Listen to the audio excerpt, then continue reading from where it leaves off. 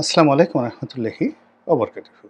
সম্মানিত দর্শক, ডক্টর মোহাম্মদ ইউনূসের যে অন্তর্বর্তীকালীন সরকার, এই সরকার ক্ষমতা আসার পর পাকিস্তানের সঙ্গে বাংলাদেশের যে কূটনৈতিক সম্পর্ক, এটির একটা নতুন মেরুকরণ তৈরি হয়েছে। আমরা পাকিস্তানের চ্যানেল ধরে, পাকিস্তানের দুটো চ্যানেল আছে।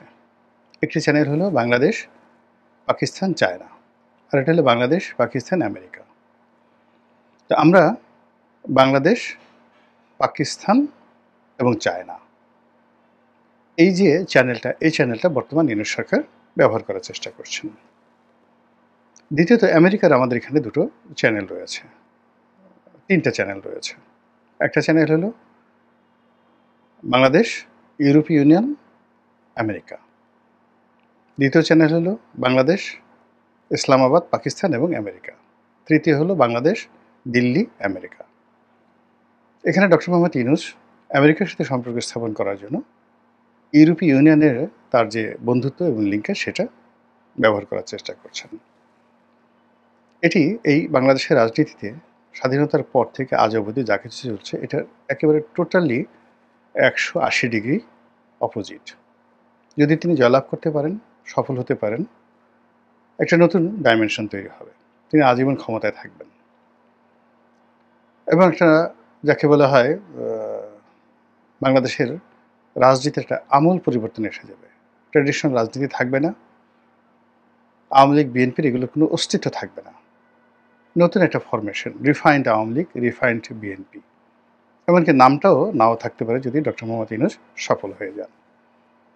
এর কারণ হলো, তিনি যে গল্প শোনাচ্ছেন মানুষকে, এখন সেটা শুরু করেননি, এটা তৈরি হচ্ছে। সেটি হলো যে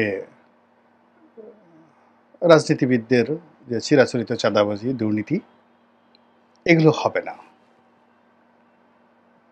তারপর তিনি তার যে 3-0 থিওরি, এর মধ্যে 1 নম্বর থিওরি হলো কর্মসংস্থান। তো সেই কর্মসংস্থান তৈরি করার জন্য তিনি প্রাণান্ত চেষ্টা চালাচ্ছেন এবং প্রশাসনের দুর্নীতি দূর করার জন্য তিনি যে মাস্টার প্ল্যান নিয়েছেন, এটা কর্মসংস্থান তৈরি হলে অটোমেটিক হয়ে যাবে। এবং এই কাজগুলো তিনি যদি করতে পারেন, তার সঙ্গে সঙ্গে যে সংস্কারগুলোতে হাত দিয়েছেন, সেখানে দলতন্ত্র, দলদাস প্রথা, তারপর পারিবারিক রাজনীতি, উত্তরাধিকারের রাজনীতি, ব্যক্তি পূজা, এই জিনিসগুলো চলে যাবে। এবং এখন ধরুন বেগম জিয়া আসলেন, লক্ষ লক্ষ মানুষ এয়ারপোর্টে চলে গেল। এটা ডক্টর মোহাম্মদ ইউনূসের যে 3-0 থিওরি, এটার বিপরীত। আবার শেখ হাসিনা যদি আজকে ঠুস করে ঢুকে পড়ে, দেখবেন যে আওয়ামী লীগের লোকজন এই বিপদের মধ্যে লক্ষ লক্ষ লোক সীমান্তে চলে যাবে। এটাও তার যে 3-0 থিওরি, এটার থেকে আলাদা। তো সেই যে কাজগুলো, সেই কাজগুলো ডক্টর মোহাম্মদ ইউনূস প্রাণান্ত চেষ্টা করে যাচ্ছেন এগুলো করার জন্য। আর এই কাজ করার জন্য তাকে কি হলো, যে বাংলাদেশের যে চিরাচরিত যে গল্প, চিরাচরিত যে নীতি, প্রচার, প্রোপাগান্ডা, এর থেকে তিনি বের হয়ে এসেছেন। আমাদের দেশে এক গ্রুপ, প্রচণ্ড ভারত আমাদের বন্ধু, স্বামী স্ত্রীর মতো সম্পর্ক, এটা একটা গল্প। আর এক গ্রুপ হলো ভারত খুবই খারাপ, স্বাধীনতা যুদ্ধের সময় তারা এই লুটপাট করেছে, আমাদের এটা নিয়ে গেছে, ওটা নিয়ে গেছে, এবং তারা নিজেদের স্বার্থে বাংলাদেশকে টুকরো টুকরো করে ফেলতে পারে, যেভাবে তারা পাকিস্তানকে টুকরো করে বাংলাদেশকে স্বাধীন করে দিয়েছে। বাংলাদেশ চায়নি স্বাধীনতা, এটার একটা গল্প আছে। তিনি এই দুটো গল্পের বাইরে গিয়ে, একেবারে বাইরে গিয়ে তিনি বলছেন যে এমন একটা সংবিধান লাগবে, এটা আমেরিকার মতো একটা সংবিধান হবে, আধুনিক সংবিধান হবে। এমন একটা নারী নীতি হবে, যে এই নারী নীতিটির সাথে কোনো গল্প থাকবে না, কিংবা ধর্মীয় কোনো উন্মাদনা থাকবে না, একদম আধুনিক একটা নারী নীতি হবে। এ খুবই ঝুঁকিপূর্ণ। এবং এই ঝুঁকিপূর্ণ কাজগুলো তিনি কি পারবেন? হ্যাঁ, অবশ্যই পারবেন, যদি শক্তি প্রয়োগ হয়। বাংলাদেশ হলো শক্তের ভক্ত, নরমের জম। আমাদের এই দেশে একটা সময় যে ইলিয়াস শাহী বংশের রাজত্ব চলছিল, সে সময়তে একজন গিয়াসউদ্দিন, যে আজম শাহ, অর্থাৎ ইলিয়াস শাহী বংশের প্রতিষ্ঠাতা হলো শামসুদ্দিন ইলিয়াস শাহ, যিনি ফখরুদ্দিন মুবারক শাহের একজন অফিসার ছিলেন। তারপর তার পরবর্তীতে সম্রাট হলেন, বাদশাহ হলেন সিকান্দার শাহ। সিকান্দার শাহের পরে বাদশাহ হলেন গিয়াসউদ্দিন আজম শাহ।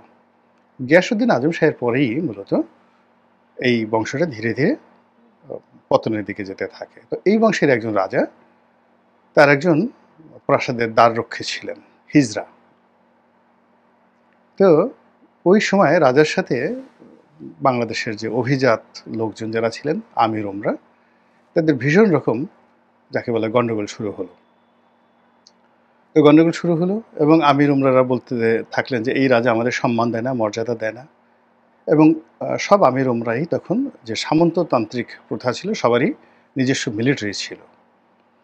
তো রাজা চিন্তা করলেন যে এরা আমাকে মানছে না, তারপরে সে অবাধ্য হচ্ছে, কাজে এর থেকে বাঁচার জন্য তিনি করলেন কি, প্রচুর দাস কিনলেন, দ্য স্লেভ ফ্রম আফ্রিকা। এবং সেই আফ্রিকার দাসের মধ্যে দুই ধরনের দাস ছিল, প্রাসাদরক্ষী, তার পার্সোনাল বডিগার্ড, মানে যার হেরেম যারা পাহারা দিত, এবং অনেকগুলো যাকে বলা হিজড়া ছিল, যারা ওই মহিলাদের যে অন্তঃপুর পাহারা দিত। তো এরকম হিজড়াদের যিনি নেতা ছিলেন, অন্তর্মহলে হিজড়াদের নেতা ছিলেন, সেটা রুকনউদ্দিন বারবাকশা হিজড়া। একদিন এই রুকনউদ্দিন বারবাকশা তিনি তার বাদশাকে মেরে ফেললেন, সিংহাসনে বসলেন, একজন হিজড়া এই বাংলার। আর যে ওই যে সামন্ত রাজা যারা ছিলেন, তারা গিয়াসউদ্দিন আজম শাহের বংশধরদেরকে যারা সম্মান করতেন না, তারা সবাই এসে এই হিজড়ার পায়ের লুটুপুটি খেলো। এই হলো ক্ষমতা বাঙালির, শক্তের ভক্ত নরমের। আমার মতো একজন সাধারণ মানুষ এই জিনিসগুলো জানি। ডক্টর মোহাম্মদ ইউনূসের মতো একটা পণ্ডিত ব্যক্তি কি এই জিনিসগুলো জানেন না? অবশ্যই জানেন। এখন যেটা বলছিলাম যে তিনি একটা নতুন ডাইমেনশনের রাজনীতি শুরু করেছেন, এবং সেই রাজনীতি শুরু করেছেন পাকিস্তানের সঙ্গে। এখন এই যে সরকারের যে পাকিস্তান প্রীতি, পাকিস্তানের লোকজন আসছেন, জেনারেলরা আসছেন, পাকিস্তানের পররাষ্ট্র সচিবরা আসছেন, আর এর মধ্যে হঠাৎ করে যুদ্ধ শুরু হয়ে গেল। আর এই যুদ্ধে ভারত পাকিস্তান যে যুদ্ধে তাকে তো একটা পক্ষ অবলম্বন করতেই হবে।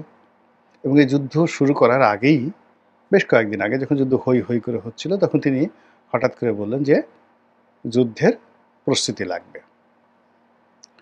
তাহলে এই যুদ্ধের যে প্রস্তুতি হয়তো শুরু হয়ে গেছে তার হুকুমে, তাহলে তাকে একটা পক্ষ অবলম্বন করতে হবে। তিনি কি ভারতের পক্ষে থাকবেন, না পাকিস্তানের পক্ষে থাকবেন? এখানে সবাই আমার বন্ধু। এই থিওরিতে তো মানে যারা আওয়ামী লীগ তারা করে, গোপনে গোপনে ভারতের সাথে বন্ধুত্ব, আর বলে আমার সবার সাথে বন্ধুত্ব। আবার গোপনে গোপনে পাকিস্তানের সাথে সম্পর্ক, কিন্তু তলে তলে ভারতের সাথে সম্পর্ক বিএনপি করে। কিন্তু ডক্টর মোহাম্মদ ইউনূস তো এর থেকে বের হয়ে গেছেন এবং বের হয়ে যাবেন। তিনি straightforward, very straightforward. কে কি মানলো বা না মানলো ডাজ নট ম্যাটার। এবং তার যে পররাষ্ট্র, তার যে যাকে বলা হয় মিলিটারি অ্যাডভাইজার যিনি রয়েছেন, তিনি অতি সম্প্রতি অনেক সুন্দর একটা কথা বলেছেন, আমার ভালো লেগেছে। তিনি বলেছেন যে আমাদের প্রতিবেশী যারা আছেন তাদের সঙ্গে আমাদের দেখা হবে, কথা হবে, আলোচনা হবে। এটি নিয়ে বাইরের লোক কে কী বললো না বললো তাতে আমাদের কিছু আসে যায় না। অর্থাৎ তিনি আরাকান আর্মি যে জায়গা দখল করেছেন, আমরা স্বীকার করি বা না করি, তারা তো এখন আমাদের প্রতিবেশী, তাদের সঙ্গে তো আমাদের ডিল করতে হবে। তো এই কথাটা কিন্তু যদি শেখ হাসিনা বলতে পারতো, তাহলে কিন্তু তার আজকের এই পতনটা হতো না। এই আরাকান আর্মি যে সময়টিতে তাকে অফার দিয়েছিল, এতদিন 12 লক্ষ রোহিঙ্গা যদি চলে যেত সেখানে, তো আজকে শেখ হাসিনার আজকের এই অবস্থা হতো না। সেম অবস্থা বিএনপির জন্য অনেক উদাহরণ রয়েছে। তো এখন ডক্টর মোহাম্মদ ইউনূস কিন্তু এরকম একটা স্ট্রেট ফরওয়ার্ড জায়গাতে চলে আসছে। তিনি রোহিঙ্গাদের সঙ্গে সরাসরি যোগাযোগ করতে চান। তিনি আরাকান আর্মির সঙ্গে সরাসরি যোগাযোগ করতে চান। আরাকান আর্মিকে লজিস্টিক সাপোর্ট দেওয়ার জন্য জাতিসংঘের মাধ্যমে তিনি একটা করিডোর দিতে চান। তারপর কি হবে না হবে এটা পরের ব্যাপার, কুল্লু খালাস, ভেরি স্ট্রেট ফরওয়ার্ড। তো এইভাবে তিনি তার একটা সীমান্তকে রেখেছেন। অন্যদিকে অন্য সীমান্ত তিনি সেখানে ভারতের সাথে কনফ্রন্টেশনে যেতে চাচ্ছেন, ছাড়াছাড়ি নাই। আর এই কাজ করার জন্য তিনি চীনের সঙ্গে এবং পাকিস্তানের সঙ্গে একটা অকৃত্রিম বন্ধুত্ব করতে চাচ্ছেন। এবং এক্ষেত্রে যদি তিনি সফল হন, 100% সফল হন, পুরো বাংলাদেশের রাজনীতির যাকে বলা হয় মোড় পাল্টে যাবে। এমনকি মানচিত্র বড় হতে পারে, ছোট হবে না, তিনি যদি সফল হন। কিন্তু যদি তার এই প্রক্রিয়াটা বুমেরাং হয়ে যায়, উল্টো হয়ে যায়, তাহলে যেভাবে আমরা মানচিত্র বড় করার কথা বলছিলাম, অন্যদিকে সেই মানচিত্র খণ্ডবিখণ্ড হবে, ছোট হবে, না থাকবেই না? এটাও একটা কিন্তু বড় প্রশ্ন। ২ নম্বর হলো যে আমরা পাকিস্তানের যদি পক্ষ অবলম্বন করি, সেক্ষেত্রে আমাদের যে ভবিষ্যৎটা কেমন হবে? এবং আমরা যদি ভারতের সঙ্গে টেক্কা দিয়ে টিকে যাই, তাহলে কিন্তু বাপের বেটা সাদ্দাম। এতে কোনো সন্দেহ নেই। আর যদি টিকে না যাই, সেক্ষেত্রেও আমাদের কিন্তু যাকে বলা হয় দুর্ভোগ পোহাতে হবে। তো কাজেই এখন মন মাঝিদের বৈঠা নেড়ে আমরা আর বাইতে পারলাম না। যা কিছু হচ্ছে আমরা জনগণ ঠিক ওইভাবে চলে গেছি। কিন্তু এটা হলেও কিন্তু রক্ষা হবে না। যেমন আওয়ামী লীগের অনেক লোককে আমি বলতাম, দীর্ঘদিন ধরে বলতাম, টেলিভিশনে বলেছি, টকশোতে বলেছি যে, শেখ হাসিনা কিছুই হবে না। তিনি চলে যাবেন। নিরাপদ সেফ এক্সিট তিনি পেয়ে যাবেন। কিন্তু আল্টিমেটলি দেশের কোটি, কোটি আওয়ামী লীগের যারা নেতাকর্মী, যারা দুর্নীতির সাথে জড়িত নয়, এমনকি আওয়ামী লীগের যারা দুর্নীতি করে তাদেরকে তারা ঘৃণা করেন, তাদের সাথে তাদের অনেক শত্রুতা। অনেক নিরপরাধ আওয়ামী লীগ নেতাকর্মী আওয়ামী লীগের দুর্নীতিবাজদের দ্বারা নিষ্পেষিত হয়েছে, নির্যাতিত হয়েছেন, জেল জুলুমের শিকার হয়েছেন। তো তারা কিন্তু ওইভাবে প্রতিবাদ করেননি। যদি করতো আজকে এই অবস্থা হতো না। দেখলাম কোন একটা জেলার ভাইস প্রেসিডেন্ট, আওয়ামী লীগের ভাইস প্রেসিডেন্ট এবং একটা কলেজের অধ্যক্ষ, তাকে কে বা কারা ধরে নিয়ে একটা রুমের মধ্যে আটকে তার মানে পশ্চাৎ দেশে একেবারে পাছার উপরে বড় বাঁশের লাঠি দিয়ে বেদম প্রহার করছেন। বয়স্ক মানুষ, সম্মানিত মানুষ, চিৎকার করতে পারছেন না, কিন্তু বোবা কান্নায় একটা বিরূপ দৃশ্য তৈরি হয়েছে, মর্মান্তিক দৃশ্য। এখন এই যে দুর্ভোগ এবং দুর্দশা, এটা তো একদিনে আসেননি। তিনি একজন অধ্যাপক মানুষ বা একজন অধ্যক্ষ মানুষ, কেন তিনি আওয়ামী লীগের রাজনীতি করতে যাবেন? এই আমাদের দেশে একজন ভাইস চ্যান্সেলর ছিলেন। তো তিনি সেই ভাইস চ্যান্সেলর, সবচেয়ে বড় একটা বিশ্ববিদ্যালয়ের ভাইস চ্যান্সেলর। সে বলল যে এটার চাইতে তিনি যদি যুবলীগের প্রেসিডেন্ট হতে পারেন, that will be more pride and prestigious for him and lucrative for him. এখন চিন্তা করেন তিনি কোথায় আছেন আমি জানি না। যদি বিএনপির লোকজন তাকে পায়, জামাতের লোকজন তাকে পায়, তাহলে কি একটা অবস্থা তৈরি হবে বিশ্রী, চিন্তা করেন তো। এরকম মানে এখন আবার এই যে ডক্টর মোহাম্মদ ইউনূসের যে ঘটনাটা তিনি ঘটাতে চাচ্ছেন, তার যে 3-0 থিওরি, তার যে পাকিস্তান প্রীতি, তার সঙ্গে সঙ্গে জনগণের একটা বিরাট অংশ যারা তাকে সমর্থন করছেন এবং তিনি জনপ্রিয় ইসলামপন্থীদের মধ্যে, তারা তো পাকিস্তানের নামে পাগল, দেওয়ানা, দিল কিউ না ধাক ধাক করে। তো এই যে একটা ভাই হচ্ছে বাংলাদেশে পাকিস্তান প্রীতির, এটাকে আমরা যারা জনগণ, আমরা যদি ওন করি, একত্র থাকি, তাহলে এক ধরনের ফলাফল হবে। আর আমরা যদি নীরব থাকি বা হালকা বিরোধিতা করি বিভেদ বিসংবাদ করি, তারও কিন্তু মারাত্মক পরিণতি হবে। কাজেই কিছু কিছু বিষয়ে এই যুদ্ধকালীন সময়টিতে ঐক্যমত্য হওয়া দরকার। যদি ডক্টর মোহাম্মদ ইউনূসের এই পাকিস্তান প্রীতি আপনার আমার ভালো না লাগে, আমাদের শক্তভাবে তাকে নিবৃত করা দরকার, তার বিরোধিতা করা দরকার। আর যদি আমরা সেটা না পারি, তাহলে তার এই কর্মে আমাদের সমর্থন দেওয়া উচিত। মাঝামাঝি হবে না।